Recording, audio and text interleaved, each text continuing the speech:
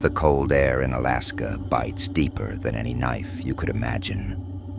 But there's a presence in those woods, a shadow that lingers, even when the wind is still.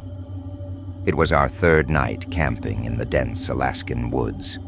My friends, Ben and Sarah, had been urging me to go on this trip for months. "It'll be an adventure," they said. "We'll hike through some of the most unexplored parts of the Alaskan wilderness," they promised. But as we sat around the campfire that night, I couldn't shake the feeling that something wasn't right. It wasn't the usual rustling of the trees or the distant calls of wolves. This was different, human. I stood up, my heart pounding. "Did you hear that?" Ben and Sarah were silent for a moment, their eyes locked. Then Sarah spoke. It sounded like a woman, crying. Ben shook his head. Could be an animal. But we all knew better. It wasn't an animal. The sound had been too human. We decided to investigate, albeit reluctantly.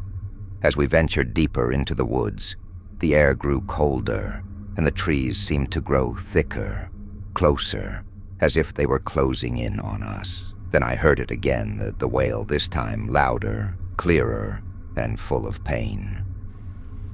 It sounded like for help, desperate and terrified. We followed the sound until we came upon a clearing. At the center there was a figure, a woman pale, dressed in rags, her face obscured by wild, tangled hair. Her body swayed back and forth like a pendulum, and her arms were raised to the sky as if pleading for something. I looked at Ben and Sarah. "Is that her?" I whispered. "The one crying?"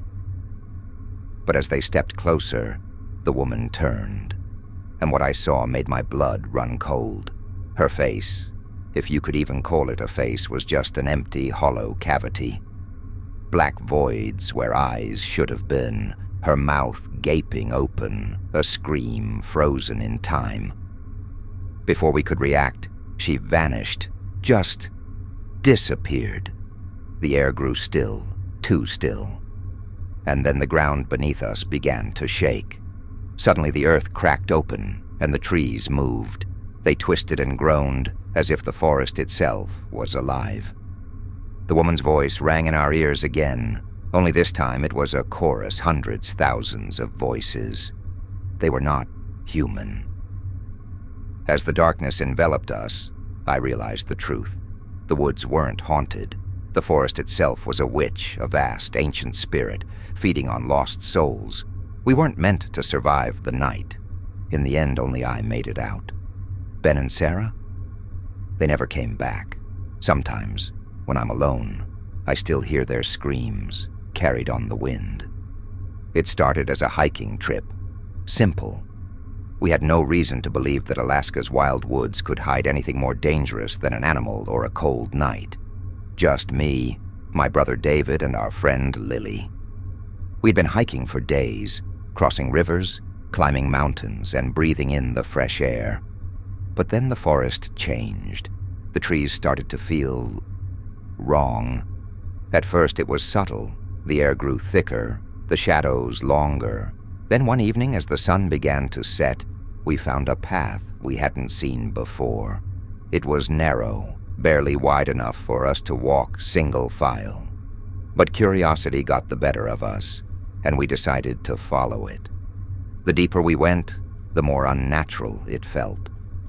There was a strange stillness in the air, as if the whole forest had suddenly gone mute. No birds, no insects, nothing. David suggested we turn back, but it was too late. We had wandered too far. Suddenly there was movement in the trees. I saw something out of the corner of my eye, a dark figure standing behind a tree, watching us. "Did you see that?" I asked, my voice barely above a whisper. Lily nodded, her face pale. "There's something out there." We picked up our pace, trying to leave the path, but the figures in the trees seemed to multiply, shifting in the shadows just beyond the edge of our sight. They didn't move like animals. They were too fluid, too human. And then I realized they were watching us. We started to run, heartbeats racing, but the deeper we ran, the darker it became. The trees seemed to close in on us. I could hear whispers, now soft, chilling words that I couldn't understand, spoken by voices that felt like they were coming from the very earth itself. We stumbled into a clearing, but there was no escape. The figures there were at least 10 now stepped out from the shadows. They weren't just watching us anymore. They were circling us. And that's when I saw it. Their faces weren't human at all. They were twisted, contorted, like the face of a woman who had been drowned in her own grief and rage. They were not men or women. They were witches, ancient ones, bound to the forest for eternity. As they stepped closer, their hands raised, the air turned ice cold. "No!" I screamed, but it was too late.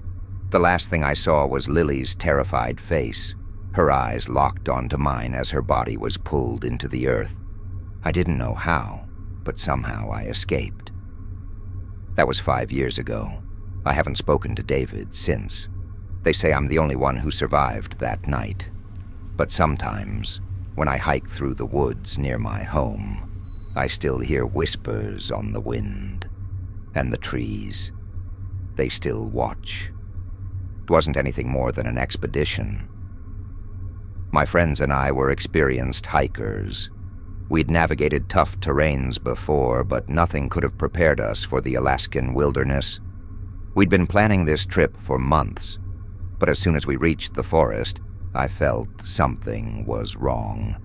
The atmosphere was heavy, suffocating.